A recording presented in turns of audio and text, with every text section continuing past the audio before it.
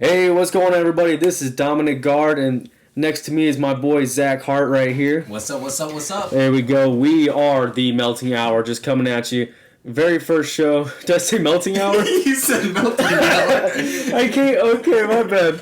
Okay, so freaking the Metal Hour. I gotta get rid of that other podcast I used to be on. Because it's anything with the word elm in it, it's Melting. It hurts your me. brain. It hurts me. So I mean, I think what we can start out with, just because I don't really have too much to really talk about right now, but I'm a open. oh, you're a freaking open conversation. Yeah, dude. I think what we should probably do is just do a little everyone kind of get to know us type of deal. I'm about that. Yeah. So. What I was thinking is, now I didn't tell you about this before. I'm telling you this right now. Oh, yeah. So it's gonna come. I'm gonna give you a minute. Okay.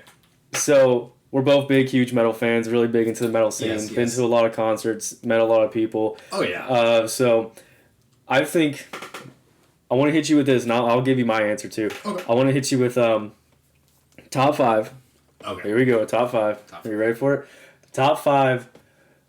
In your personal opinion, best all around metal vocalist. Metal vocalist live or like in studio? Let me break it down for you a little bit more. I would say let's go in studio first, but it doesn't have to be like, I'm talking more like growlers and screamers. Okay. I mean, not like a David Draymond or a Benjamin Burley. Okay. Because those guys are freaking gods when it comes to cleans and just doing it all together. So I'm talking like, freaking Benders, Phil Bozeman's, Mitch Luckers, Alex Terribles, stuff like that. The guys. Right. So I'm gonna let you marinate on that real quick. All right. Well, I can tell you, I already on the top of my head, I already have a 3 out of the 5. A number 3. I got 3 out of the 5. Oh, you got 3 out of the 5. Okay. You gotta tell what order are they going in? So I'm gonna go from least to greatest. Least to greatest. Right, okay. So. For my number 5 slot, I'm gonna have to go with the singer of Cannibal Corpse. Okay. Ace Ventura's favorite. Yeah, freaking guy. I really appreciate the sound that they can emanate. Right. Especially in the studio, they do some pretty cool stuff. I feel you. Then I will have to say. Recently, it kind of took the spot. Number 4 would be the band Ginger, that female vocalist that you introduced me to. I just showed you that actually like today, I think. Today, yeah. So, she blew me away. Dude, Tatiana is that girl, man. Female vocalists, man. There are not many out there, and they're very rare. And to have a good female vocalist, holy shit, she's fucking great. I remember you and I went to a concert one time. It was so it was Whitechapel was headlining. And it was opening from was So This Is Suffering, then it went Ethios, how you pronounce it. Then it went Rings of Saturn. Then it was Carnifex. Yeah, there you go, Carnifex. Then Whitechapel. Oh, legendary lineup. And I'll be honest with you, I guess I kind of got a little sexist. I'll admit, I saw the girl walking on stage. I'm like, oh, she's probably just back up. Yeah, she's probably just checking the mic or a stagehand. Then she starts busting out some growls like check, and stuff like that. It was and great. I'm like, wait a minute, what's going on here? Hold on a second. She was freaking good. Then the set started, and it was just my jaw would drop the entire time. I couldn't move. I was standing there just in awe, like, what am I watching? You were going hard in the pit, and then like freaking as soon as that happened. You, like, pushed people aside, found me, and grabbed me by the shoulders like, I'm in love! I remember. That was my wife. Holy shit. And the thing is, I think that was the first concert you and I ever went to together, and that's when we kind of first met. And then, like, you just started grabbing me, and you're like, yes! I love this lady! I'm like, I love you, man! And it was great. Oh, shoot. So, freaking, Tatiana, I gotta agree, she is super good. Now, I'll say, coming to my top 3s now. Uh-oh, here we go. The third. Number 3. If I'm gonna be honest with you, it will have to be the original singer for Chelsea's Grin. Okay. Think of his name. He split off and started a side project called Grudges. Okay. Can't think of his name right now. But Was that the one who sounded like freaking Marge Simpson? Yeah. Yeah. And it has gauges bigger than a fucking dish plate. It feels like a portable plate. Like wherever you go, Puck Golden Crown, bring your own dish. He's like, do I get half off because I brought my own? I was like, for real. He's like, no, I got it. It's okay. It's his emergency plate for And then now my second one, Thy Art Is Murder, the singer for. C.J. McMahon, I believe that's how you pronounce it. I think so. Yeah, the freaking Jesus of metal. Yeah. Even though he's like his band is highly like satanic, but highly. Hey, and like anti-religion and anti-politics, but everything. But he is worshipped, man, and he should be. That's the God, man. And then my number one all time. Oh boy, I think I might know who it is, but go ahead. All right, my number one, 100% number one all time favorite. Don't leave me in the dark now. Oh, that's a good song. Oh, and we got build up now. It's the build up. Oh boy. Sleeping with Sirens. Really? I'm just kidding. Oh god, I was about to freaking say. No, I'm just kidding. What is that? That's not Kellen Quinn, is it? Is that Kellen Quinn? No, oh gosh. Kellen Quinn is Pierce the Veil. Oh yeah, Kellen Quinn's Pierce the Veil. I don't know. They all freaking early 2000, like mid 2000s, 2009, 2010. Everybody looked the freaking same. Yeah, they looked the same. They sounded the same. Holy shit. No, Kellen Quinn was Sleeping with Sirens. Really? Yeah. Oh, okay then. No, yeah, Kellen Quinn was Sleeping with Sirens. But no, actually, my number one is I'm a little torn because Phil Bozeman is one of the phenomenal in studio and live performance, mind you. If we were going my list, that's my number one, hands down. Hands down, number one right there. But him and Mitch. Love, God rest his soul. R.I.P. But them two, like, they really paved and started something that really helped guide the way metal is now. I have to agree. Especially with their vocals. Like, a band really consists of everyone and they all play a part, but I'm going to be honest, the lead singer or the main vocalist is the face of the band. I hate to say it, they will end up ultimately being the face of the band. Yeah. Because most of their attention is on them. And if they can't succeed in what they're trying to do, they will lose the grasp of people. But they manage to do something different than what everyone else was doing during that time, because everyone was focused on highs and this emo scene melodic type like deal music. Yeah. And then they took that and what they had from old metal from like Children of Bodom and Cannibal Corpse, because they've been a while. They've been around for years, long time.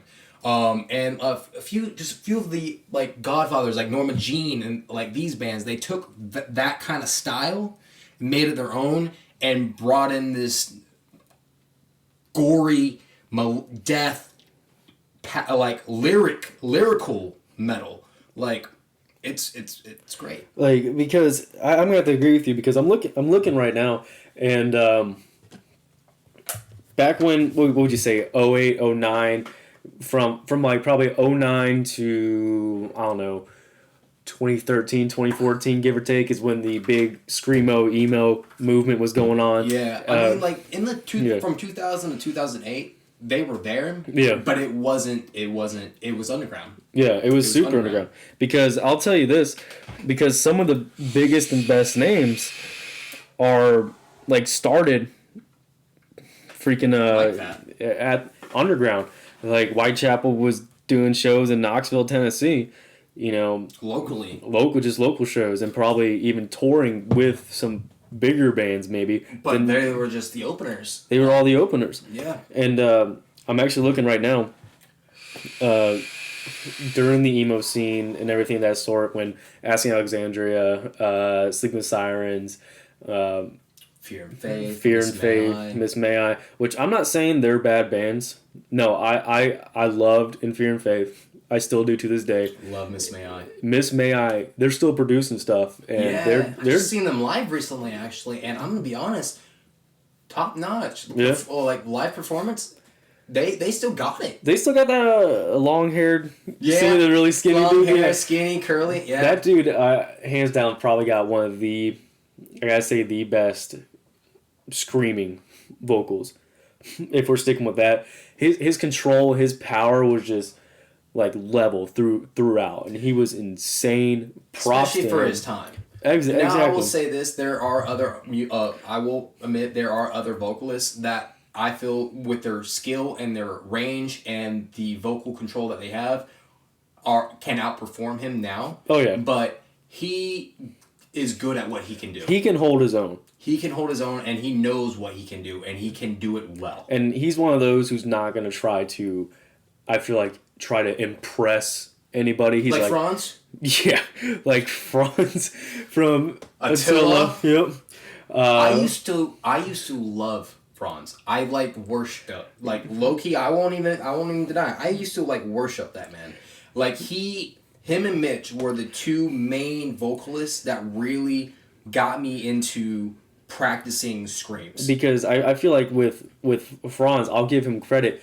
During that emo and scene time, he was doing the one thing that no one else was doing. That fast rapping. The fast rapping vocals. Yeah. And he was doing them high, low, high, low. He and went it was quick. pronounceable too. You could understand you could hear it.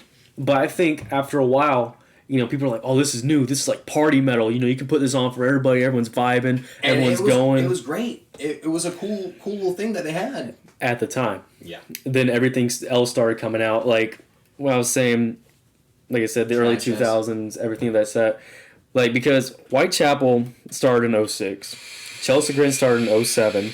Carnifex 2005. Thy Artist Murder 2005. Suicide Silence 2002. Yeah. Emir 2003. The Ghost Inside 2004. Oh, shit. The Ghost Inside. They just came back. They're back on tour now. Yeah.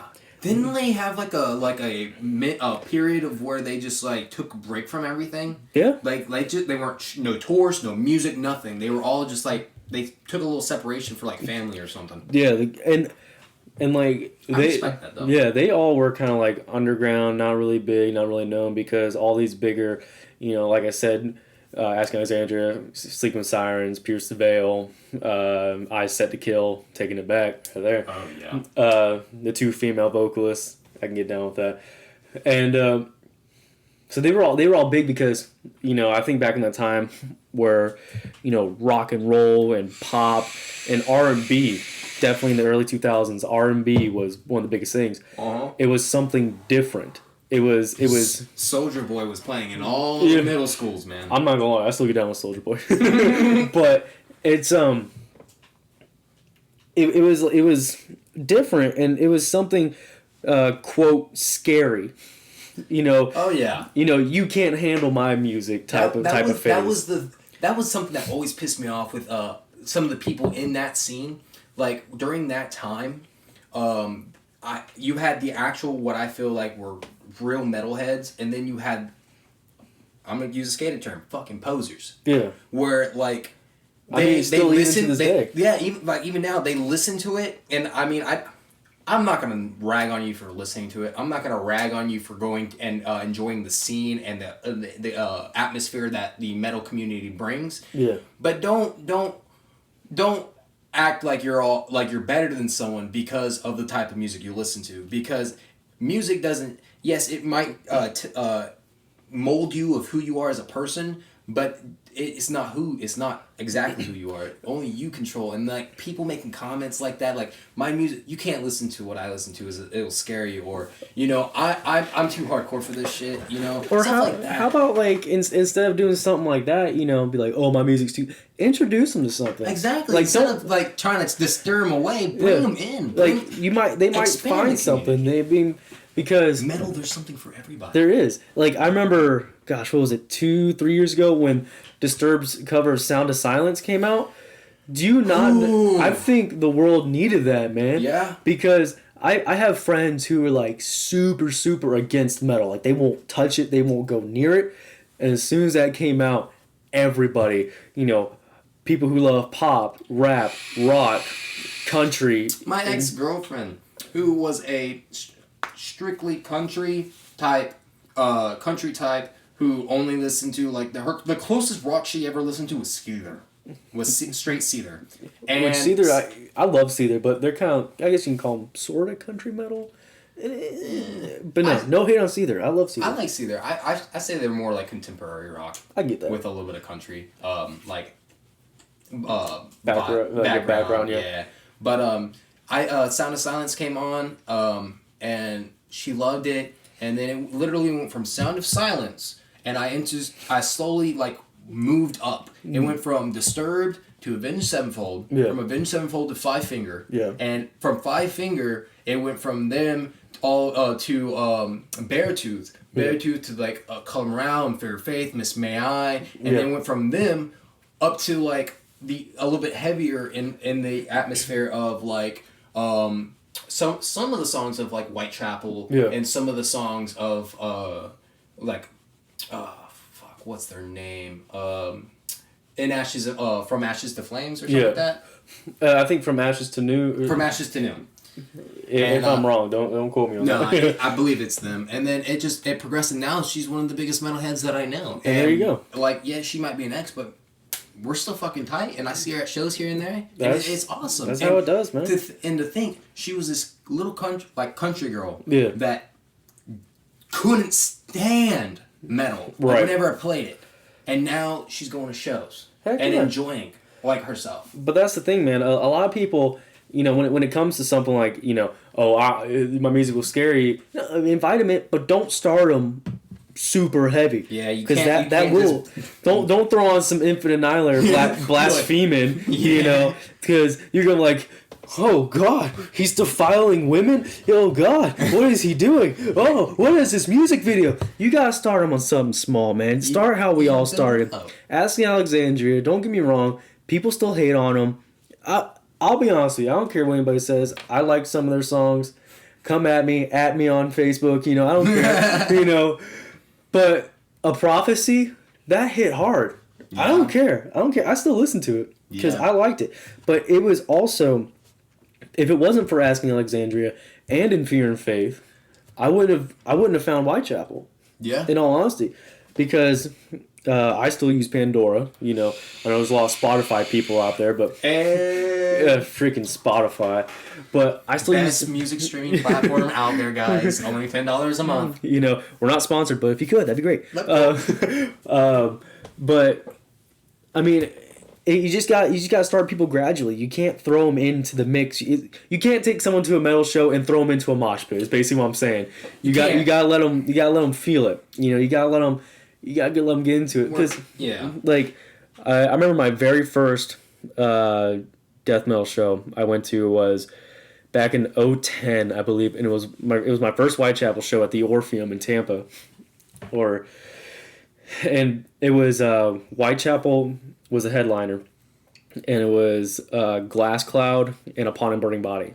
Ooh, I've always wanted to see Upon a Burning Body. They were nasty brutal. I loved it. But anyway, my buddy and I, we were 16 at the time, and still lived with my mom at the time, and she's like, I don't want you going to Ybor, by yourself, just you two 16-year-olds. My mom said the same thing. And so my dad had to go with us, and I felt so bad for him because my dad, he likes rock, he can get down with some metal, but more old school like Black Sabbath, Iron Maiden, which respect, they're the gods right there. If it wasn't for them, we wouldn't have anything today. They were the pioneers. Yeah, that's how it goes. But he's more of an old school like blues rock. Like Blue Oyster Cult type. He can get down with some Blue Oyster Cult, but I'm talking more like Willie Nelson, Hank Williams Jr., Hank Williams, which respect to them. I know this is a metal show, but respect. I get down with something. I don't care what anybody says. Respect. Add me on Facebook. But anyway, so he had to go, and I felt so bad for taking him because I knew he didn't want to go.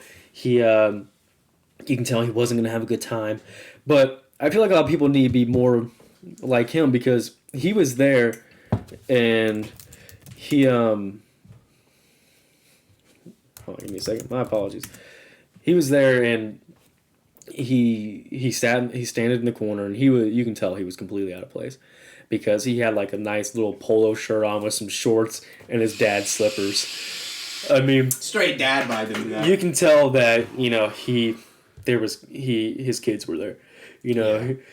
Luckily, another mom came up. She's like, "You got your kids here?" He's like, "Yeah." She's like, "Me too. I understand."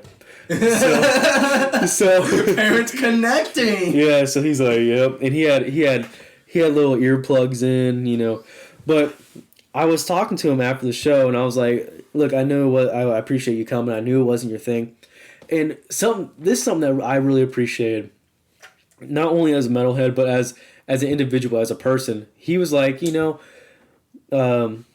I told him, like, man, just get past the vocals, get past everything, just listen to the music, just listen to the guitar, the drums, how everything pairs together. And he even said, I think it was Glass Cloud. There was guitarist with like a 9-string guitar, and he was just wailing. And my dad was telling me that he's like, that guy with the big guitar, yeah, he was actually I actually really liked that. I thought he did a really good job. He was very musically inclined. You can tell he was very talented, and I'm like, thank you. I'm asking people, you don't have to like our stuff, just respect it. Yeah. Be respectful, man. Like really, because oh gosh, I freaking hate it, man. Like, especially nowadays with freaking mumble rap coming out and whatnot. And what was one of the biggest complaints back when metal comes out? No one could understand. I can't understand what they're saying. Yeah. I can't understand what they're saying. And all these people are bumping Migos and fucking... That's the only mumble rap that I can think of right now, because I don't listen to fucking rap. Let's see, Lil Yachty... Anything with a little in front of it, except Lil Dicky. I mess with Lil Dicky. Respect. Yeah. But anyway. Any littles, yeah. Pretty much any little is... Except Lil Peep. I will say Lil Peep wasn't really much of a mumble rapper. He was more or less like a emo scene boy that was like sad boy rap. I feel it. The whole thing. I'll get into that a little bit, but yeah, in a minute. Because my thing is, it's like, I'll put on something mild, like the new Whitechapel, which is freaking awesome. The Valley. If you don't have it, what are you doing? Go buy it right now. Don't buy it online, or I will come under. I will come under you. I will come under you. I will come on top of you. I will come all around your bed. You don't want this. Your sheets will be crusty. Oh yeah. You ever stubbed your toe on a sock before? Get ready for that. But no, I will find you and I will beat you senseless if you buy it offline. Oh no, buy it offline is fine. If you download it without buying it or anything like that, piracy, stuff like that, download it from YouTube, I will find you and I will hurt you because that's a promise. That's a promise. Add me on Facebook. Anyway, so I bought it like a couple days after it came out, and it's just something about holding the disc, knowing that you supported this band, and that you're contributing to their lives and their art, and that you can say, please continue making music because I want to hear it and I want to hold the disc in my hand. And it's just something about physically having it. It makes you feel better. Yeah. So I'm gonna throw this out right now. If you like a band, if you love a band, local, big, or shoot, even a friend, go out, buy their stuff, show them some respect, because every band, Whitechapel, Suicide Silence, Metallica, Iron Maiden, Black Sabbath, Megadeth, any metal band you can think of has always had to start with parents, playing shows for parents and friends. Garage bands, man. Like the Ramones. The Ramones were a garage band. Yeah. Yeah, they were. I know they're not metal, but shoot, man, respect, So I'm not gonna bash. I like them. It's a love-hate relationship where I am right now. But Attila, they fucking started out in their parents' garage, played local shows for their friends' parties. Yeah. I shit you not, there's videos on YouTube of them in backyards. Yeah. Back when Franz was an ugly fucking teenager.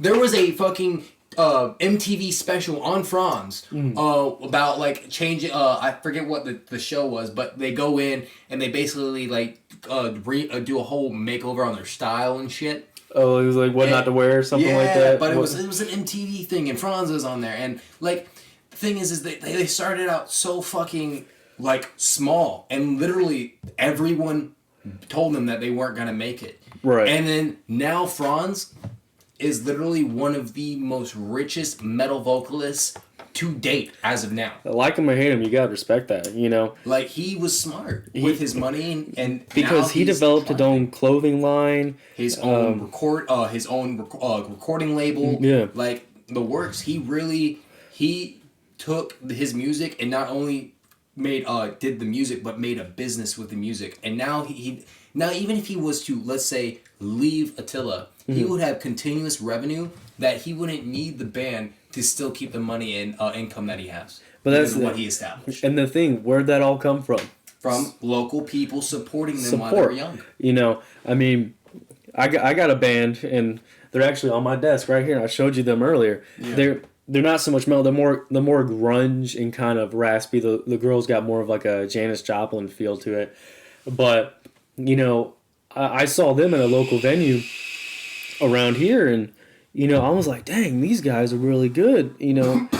And it's kind of sad because you're like, why aren't they bigger? You know, they're putting their heart and soul into this stuff. They're living in and out of vans just to get to venue to venue. And these people got a kid too, and it was awesome. They had their little kids, probably no more than like, I don't know, 7, 8, passing out stickers to people. You know, who's gonna say no to a kid? That's smart marketing right there. That's really smart. So the name is Coming Home the Band. You know, check them out, guys. Yeah, you like them on Facebook. Coming Home the Band, exactly like that.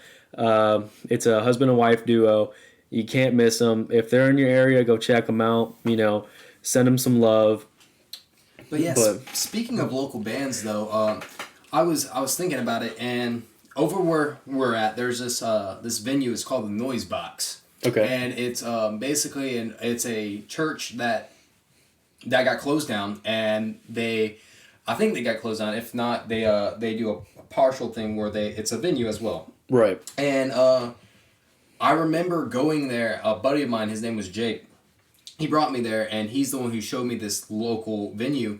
And I actually saw Body Snatcher and Spite. Really? Before they were actually fucking huge. And Body Snatcher is from Kentucky. Right. All right? And they were down here in Florida. And I mean, for a local band to even make that kind of a drive for a tour, like, even though it's not like a big tour, like, that's some support right there, you know? And, like, they weren't big or nothing like that. And now look at them. You know, I bought their stuff. You know, I'm not going to say that I was the reason why they're big, but, like... But you contributed. I contributed, and, like, I saw them before they were huge, and now I fucking... Spite, all right, headline... was touring with fucking Whitechapel and Carnifex? Yeah. The shit? Okay, that's what's up. And Spite, that's old school, like, freaking arf type of metal right there. That's fucking brutal. And, like, Body Snatcher, like... Holy shit, there's like 3 vocalists for Body Snatcher, alright? And all of them are phenomenal. And like, just, it's insane. It was insane. And like, now they're like up there in like, they're no longer, I'm gonna say, local bands. They're now up there in the mainstream of metal, where they are now established amongst the metal community, where people know who they are. Well, that's like one, I guess you can call them local, because we're from Florida, and they're from Florida too. The gosh, what are they called? A Day to Remember. Yeah, they're from Ocala, Florida, which is like a few hour drive, you know, from right here. Hour and 30 minutes, maybe. Give or take. Yeah. You know, and they got the key to the city, dude. Key to Ocala. Yeah. Out of everybody they could have given it to, you know, usually like a fireman or a policeman that did something really good. Heroic or something. Yeah. You get a metal band and they get a key to a city. Freaking respect, that man, is to respect. you. That's fucking goals right there. That's awesome right there, man. Like, that's why you gotta support local, man. You never know when they're gonna get the key to your city. Yeah. So, I mean, hey, all right. So, real quick, first episode, I think we gotta throw out one of the mini games that we're gonna play on here. All right. I think you really like this. I was writing this down while you were talking. Okay. And this game is actually called Send It to the Slaughterhouse. All right. So, what we're gonna do for this game, basically how it goes, is depends on the person, or even whenever we start getting a fan base, the fans can put on either a full album or a song by one band and put it against another full album or song by another band. It's got to be album versus album or song versus song. And we have to decide which one we think outshines the other one, and the loser gets sent to the slaughterhouse, and we hold that there for a little while, then we do something else with it. We'll tell you guys about that. That's something for y'all to wait and ponder about until it comes to until the next one comes out. All right, so I'm gonna throw Zach this one because I had an idea for one, but I didn't know if you knew both of the bands, so I did a band that you know both of them. Okay. And you're gonna freaking hate me for this because it's like it's like me making you pick your favorite child. Oh God. Okay. All right. So the first band we have on Send It to the Slaughterhouse is a band. It's their album versus another album. Okay. Suicide Silence. Okay. The album is The Cleansing. Oh God. Yes. Freaking Smoke, man. Come on. Versus. You're not ready for this, man. I'm not. Whitechapel, This Is Exile. I'm walking away. This is Exile by Whitechapel. Oh, I gotta start you out hard, man. Oh fuck. It was that or fuck. Actually, I'm gonna leave that one for later. You know what? Let's knock out two. Actually, I'm gonna give you one, and I'll give you another one once you decide.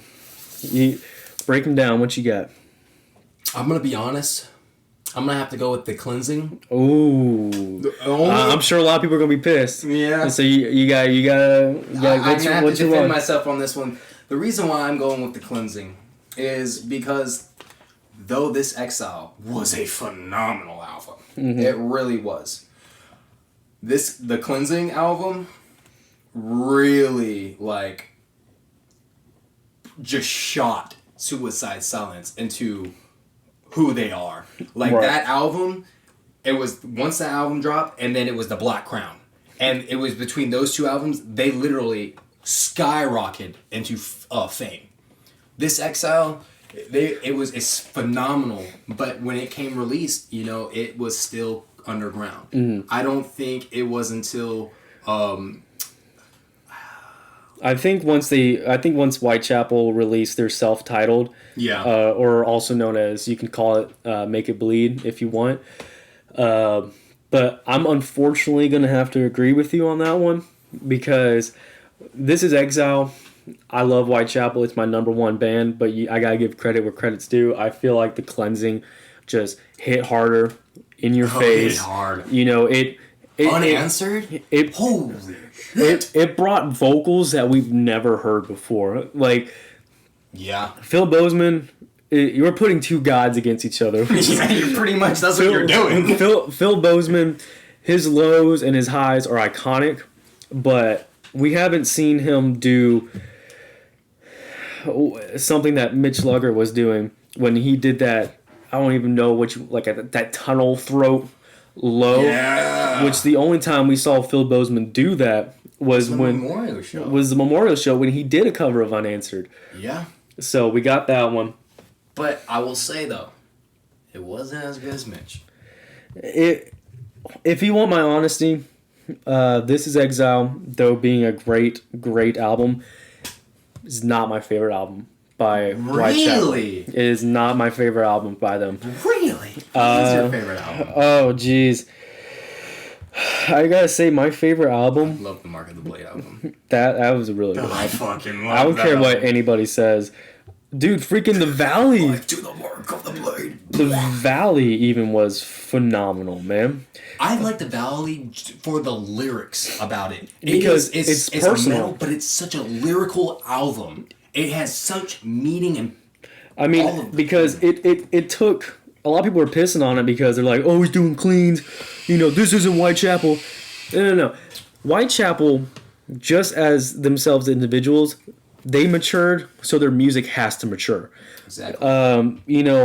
Things such as the Somatic Defilement and This Is Exile was all like hack and slash, in your face, Yep. brutal, disembowelment, Grind. kill whores, stuff like this. Where the Valley, it showed a more grown up and very. It's the story of his life. It is literally a story of his life. Just like when a demon defiles witch is amazing. Forgiveness is Weakness is about his stepfather, who was like apparently a huge like major a-hole and like beat his mom, did all this stuff. Oh, you can say ass. This is PG-13. You said the F word like 8 times. This is R-rated now. What are you talking about? PG-13 gets 1 F word. But so that one was about his stepfather. The Hickory Creek is about his mother who died in a car accident. I think I may be wrong. Don't quote me on that, but you just feel it. I got goosebumps when you said that. And it was all dry, clean vocals, and you can feel it too. You can feel the pain. But I will say my number one Whitechapel album, New Era Corruption.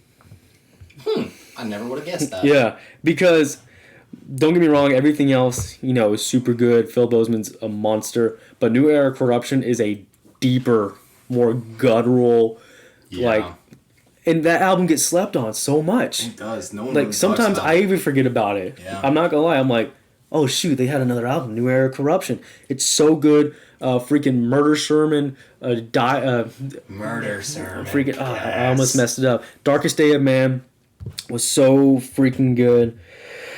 Like, so I can't.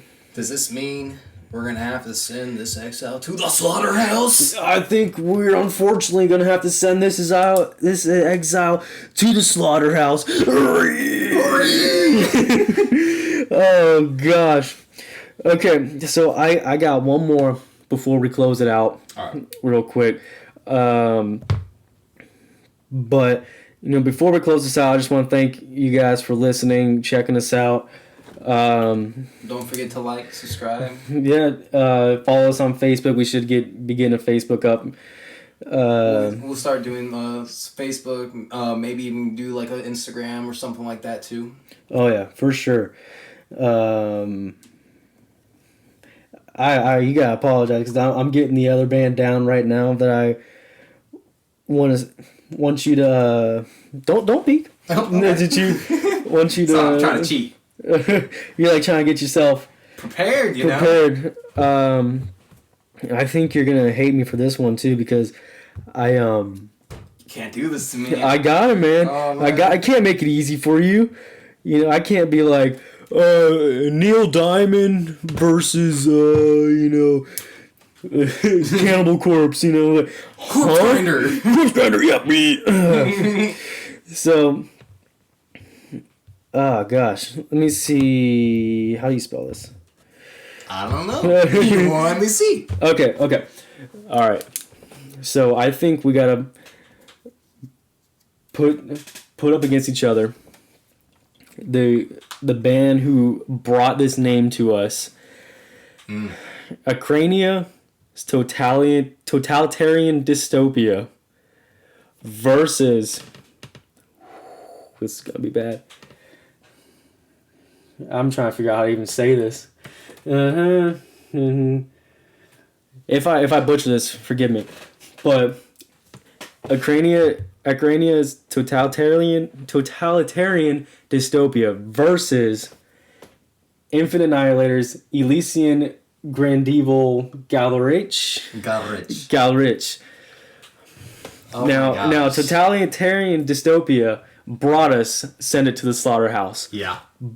But Infinite Annihilator, there's no beating Dickie Allen's vocals. Bro. Yeah, I mean, freaking song against song. Fuck. No, this is album versus album. I just realized that. Yeah. Totalitarian Dystopia is a full album, man. and the Elysian is a full album. I'm gonna be honest. As much I like fuck, I can't even pronounce the first man. Acrania? Acrania, Estopia, or whatever. I'm gonna have to go with Infinite Annihilator. Whoo! As much as I like Acrania, Infinite Annihilator, his voice, he is the witch, he is the jackal, he's the pterodactyl, the raptor, the monster, the toilet bowl, like, whatever you want to call him. The dying walrus. Yes. He is the fucking gut roll king. Like, and the fact that the way he can scream and it's pronounceable. Well, partially. It's mind-blowing. And, like, I'm going to have to give credit where credit's due. I feel you. Now, granted, though, that is a fucking great album. I'm looking at more of the statistics on it, and I'm just, the singer is the one that carrying this one. Right. It definitely comes down to singer, but I also feel like it comes down to band as well, because I'm going to have to agree with you, Infinite Annihilator takes the cake on that one. Because Acrania, though they are really good and really talented, and the guy, I unfortunately don't know the singer's name, I apologize, but his vocals are insane, intense, and he's like the master of pig squeals. Yeah. But I feel like it's just hardcore hack and slash all the way through. That's all you get. That's all you're ever going to get. Yeah, that's going back to like what you're saying, where bands mature, their music needs to mature too. I just want to take an example for where this is more rock, but AC/DC. Mm-hmm. All right, they matured as a band, but the music didn't. Right. Every single song sounds the fucking same.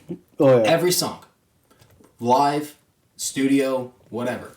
To me, they all sound the same. The way he sings is the same way. Literally, the songs they play are literally 95% the same riff, played in different melodies, tones, and different patterns. And as a drummer, you can they're all their songs are 4/4 pretty much. So it's just 1, 2, 3, 4. The stars at night are big and bright. We'll be going freaking oh gosh, I just saw Upon a Burning Body now. Yeah, sorry. It's all good. So I think what we gotta do, send it to the slaughterhouse. Unfortunately, we gotta send the creators of this game to their own slaughterhouse. Crania, don't hate us.